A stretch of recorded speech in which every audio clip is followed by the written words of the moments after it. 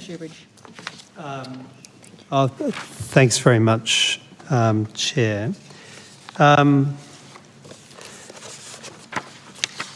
Commissioner, there have been very real concerns about the growth of neo-Nazis in Australia and neo-Nazi movement in Australia. Do you share the concerns that I hold, and I know millions of Australians hold, about the growth of neo-Nazis and a neo-Nazi political movement in this country? Senator, I don't necessarily comment on political aspects, but I certainly share concerns about the neo-Nazis and their behaviour and the far right. And it's quite, despicable, and I have made comments to that extent that I really do not think that it is anything that we should, as a country, do anything other than condemn and seek to stop. We see one of the most high-profile, obscene, public outings of the neo-Nazi movement happened recently in my home state, happened out the front of the New South Wales Parliament House, an appalling neo-Nazi rally that was approved by New South Wales Police. I've been looking online to see at any point where you condemned that neo-Nazi rally outside the New South Wales Parliament, looking for a clear public statement from you condemning that neo-Nazi rally and questioning why the police permitted it. I can't find it. Do you condemn that neo-Nazi rally out the front of the New South Wales Parliament? Senator, I did convey to various news outlets who asked those who approached me a condemnation. I had a statement prepared. I did not put out a press statement, and I note that perhaps I should have to make it clear. But news outlets that did contact my office, I did convey that.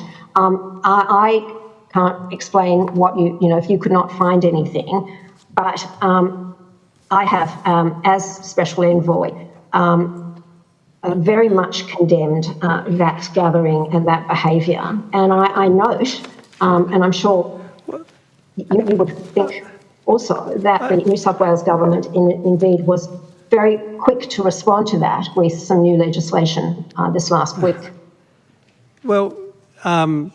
Segal, I've seen you publicly put out proactive statements condemning pro-Palestinian protests.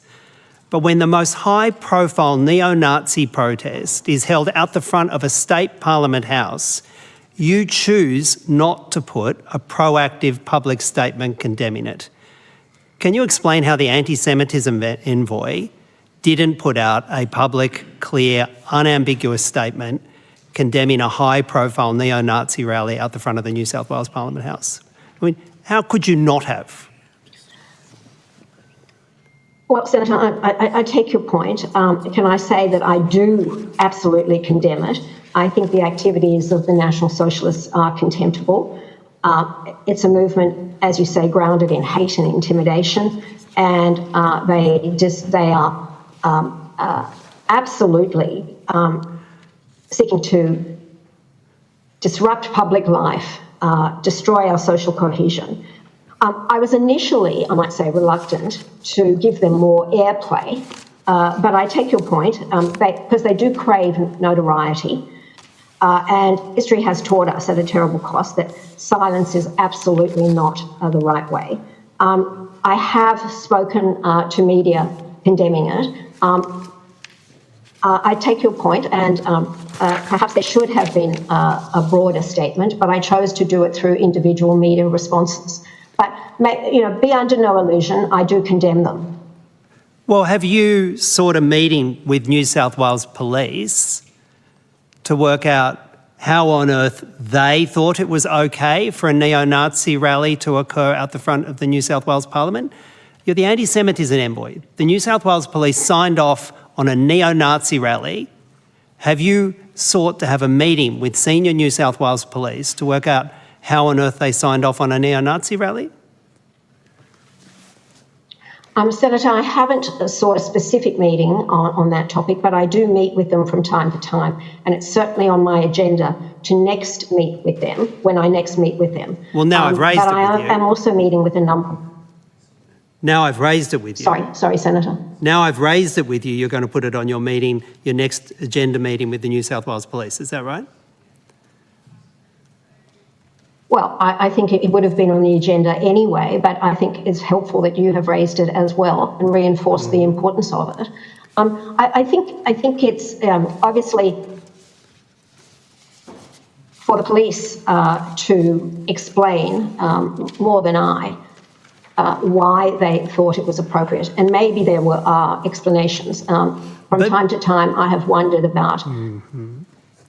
Maybe there are explanations, but if you never ask them, if you don't challenge them, if you don't ask why the New South Wales Police gave a green light to a neo-Nazi rally as the anti-Semitism envoy, and you haven't, you won't know the answers to that, will you?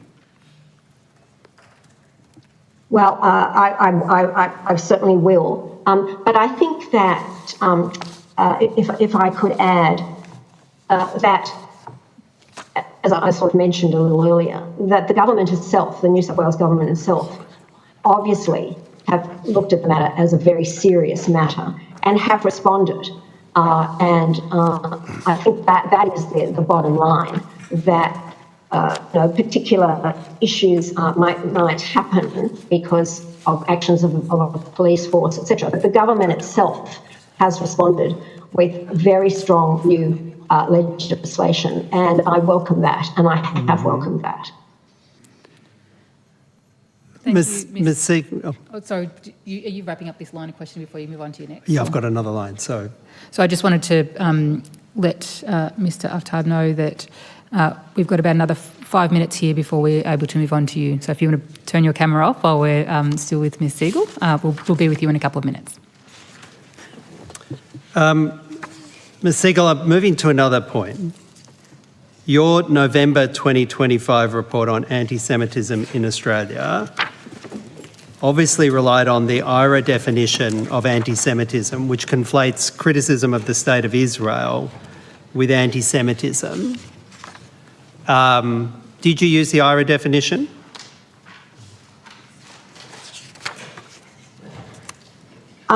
Senator, as you know, my plan has 13 different recommendations of 13 different issues that I dealt with. And the first one is IHRA, because that is the definition, that is the working definition of anti-Semitism adopted by the federal government in 2021, well before our current circumstance.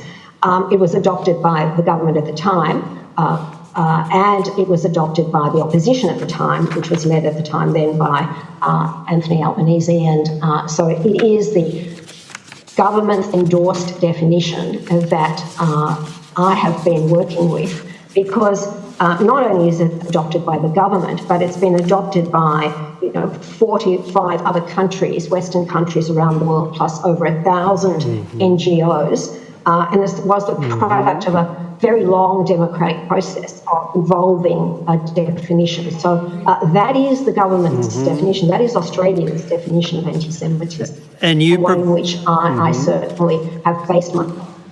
And you provided a data set that appeared to track two kinds of what you assert as anti-Semitism, what's described as Judeophobia, which is probably the traditionally understood appalling behaviour of anti-Semitism, and then another thing called anti-Zionist anti-Semitism, which seems to have a marker question about if people agreed to comparisons between the actions of the Israeli Defence Force and Nazis.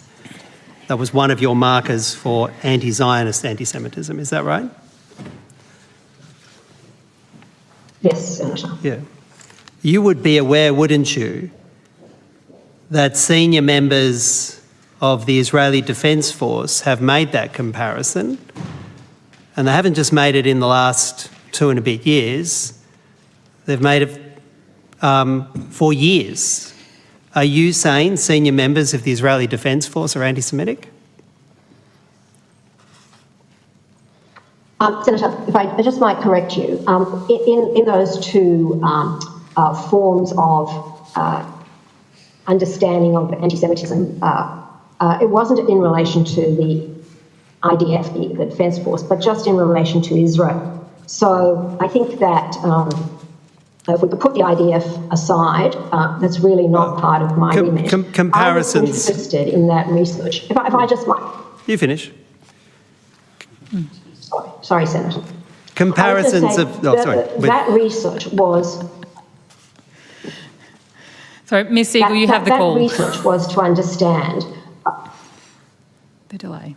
Thank you. That research was to understand both the thinking of the community, but particularly of young people, as my subsequent releases have indicated, and to see where the knowledge gaps and indeed the misunderstandings of Zionism and settler colonialism were, and therefore to ground the education work that I believe is necessary in order to correct some of those misunderstandings. And I might add, some of those misunderstandings to the younger cohort of our community are coming from social media. And it's a deliberate misunderstanding that's being fed to them through all sorts of people on social media. And that is a major challenge for us as a country to ensure that what they are being fed through social media is not reinforcing those misunderstandings and misapprehensions. You criticise and you say it's anti-Semitic to compare the actions of the Israeli state with certain actions of the Nazis. And I'm going to read onto the record what Major General Yair Golan, Deputy Chief of Staff of the IDF, said on Holocaust Remembrance Day on the 4th of May 2016. And I'm going to ask you whether or not you say that this is anti-Semitic from Major General Yair Golan. He said this: "It's scary to see horrifying developments that took place in Europe begin to unfold here. The Holocaust should bring us to ponder our public lives, and furthermore, it must lead anyone who is capable of taking public responsibility to do so." He said, "Because if there is one thing that is scary in remembering the Holocaust, it is noticing horrific processes which developed in Europe, particularly in Germany, 70, 80 and 90 years ago, and finding remnants of that among us in the year 2016. Are you saying that Major General Yair Golan is anti-Semitic when he makes those comparisons of the actions of the Israeli state? I don't think was he making the comparisons with the Israeli state? He was. That wasn't quite apparent from the quote. Well, I think it's not helpful for me to comment on what Major General Golan said then, because what is clear from IHRA, if I might say, in terms of what is or is not anti-Semitic, does depend on context. These are not absolute lines, and I, with respect, don't have the full context of how he was conveying that. But so I really don't think, with respect, that it is fair to analyse that without understanding the context. But anti-Semitism, as I said, is a particular scourge for our community as a whole, but particularly affects the Jewish community. And what my research was trying to do, just so I can be clear with you, is trying to understand how that understanding of anti-Semitism perverted or twisted through what I believe is coming through social media and affecting the minds of our young people, and what we need to do to correct that. Because it's classic anti-Semitism, and there is more modern anti-Semitism, which is a very strong form of anti-Zionism. And I need to understand that, which is why we did research, in order to provide appropriate education to the community. Well, Ms Segal, I've run out of time, but I think it's clear from your report that if Major General Yair Golan had made those comments in Australia in 2025, he would have gone into your column as being evidence of anti-Semitism. And I would join with anybody to fight anti-Semitism and genuine anti-Semitism. But when you and others conflate legitimate criticism of the state of Israel, it's appalling genocidal behaviour against Palestine. When you conflate that with anti-Semitism, you do the cause no credit. We've got a point of order. Point of order, Chair. It's If I can just have a very small response. Sorry, Ms Segal, we've got a point of order before the Chair. The IHRA... This is not intended to be, estimates is not intended to be an opportunity for Senator Shoebridge to give speeches. It's an opportunity to ask questions of witnesses, and especially where the Special Envoy had made the reasonable point about wanting to look at the context in which the particular quote, which has been referred to by Senator Shoebridge, hardly seems unreasonable for her to make that point. But I think if Senator Shoebridge can simply limit himself to asking questions rather than giving soliloquies. Thank you, Senator Scarr. And I think Ms Segal was going to make a very short comment on Senator Shoebridge's statement, and then it'll allow us to rotate the call. A very clarifying. Thank you, and thank you so much. Can I just note that the IHRA definition makes it very clear that legitimate criticism of Israel, in the same form as you would criticise another state, is not anti-Semitic. But there are listed examples, which are just examples to make people understand and remember when it was also written as to what would be anti-Semitic in terms of throwing out criticisms. Jewish Australians should be held responsible for what Israel is or its own policies. That the state of Israel is demonised or dehumanised. So legitimate criticism is fine, and I think that has been a misunderstanding generally by some people in relation to what is permitted by IHRA, and hence has resulted in very unfair criticism of IHRA. IHRA is a very important tool for understanding what is anti-Semitism, where ancient tropes feed into anti-Semitism, and enabling one to use it as a tool for education. And I hope that we can educate the community in a very constructive way so that we can rebuild social cohesion here in this country. Thank you, Ms Segal. Thank you, Senator Shoebridge.